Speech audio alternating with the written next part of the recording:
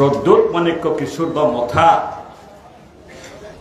বাঘ না হইলেও শিয়াল আসিল, কিন্তু এই শিয়ালও এখন বিজেপির খাঁচার মধ্যে ঢুকছে। বিজেপির খাঁচার মধ্যে বাঘ হইলেও এই বাঘ কাউকে খাপ প্রণয়সাই করতে পারত না। দরবার করতে করতে চুক্তি করল, গ্রেটারের গ নাই, ত্রিপুরাল্যান্ডের ত নাই। উল্টা পাল্টা কিছু লেখালেখি আছে, এটা তো NCAA লগেও হয়েছে, মেবারের লগেও হয়েছে, আছে, ঠিক আছে। এখানে লোকরা বলছে মানখা মানখা মানখা, পাইছে পাইছে পাইছে।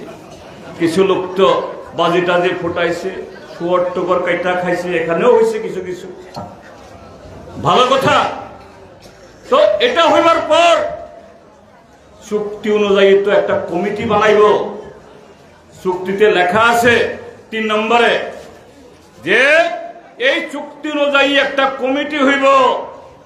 কমিটির নাম হইল জয়েন্ট ওয়ার্কিং গ্রুপ বা জয়েন্ট কমিটি।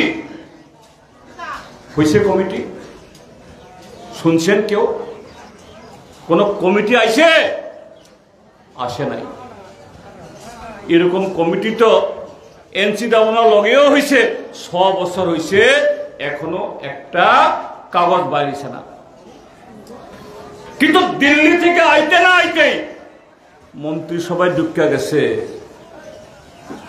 এর আগে শোনাই মানুষের, हमको तो डेप्यूटी चीफ मिनिस्टर बनने के लिए ऑफर दे रहा है, दो कैबिनेट मिनिस्टर। এখন কয়জন?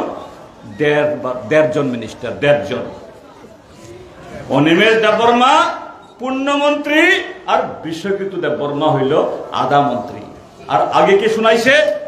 हमको तो कैबिनेट मिनिस्टर बनने के लिए बोलता है, हमको डेप्यूटी चीफ मिनिस्टर बनने के लिए बोलता है। कहाँ है डेप्यूटी चीफ मिनिस्टर? এখন 1.5 খান মন্ত্রী লইয়া খুশি। তার মানেটা কি? তা খুব বুখর। হ্যাঁ, ছমনুব মুসা তোমাদের দাবার করি খেনা মুসা শিয়ালে তোমরা বলে, হ্যাঁ শিয়াল বুকরি খেয়া শেষ। যাই হোক, আগে তো আসিল। শিয়াল থাকলেও শিয়াল মানুষদের কামড়াইয়া খাইতে পারে না, কিন্তু একটু নখ দিয়া ইয়ে হইলে করতে পারে। আর বাঘ হইলে তো কোনো কথা নাই, বাঘ হইলে তো উল্টা মানুষ ধরা খাইতে পারে। প্রদ্যোৎ মাণিক্য কিশোর বা মথা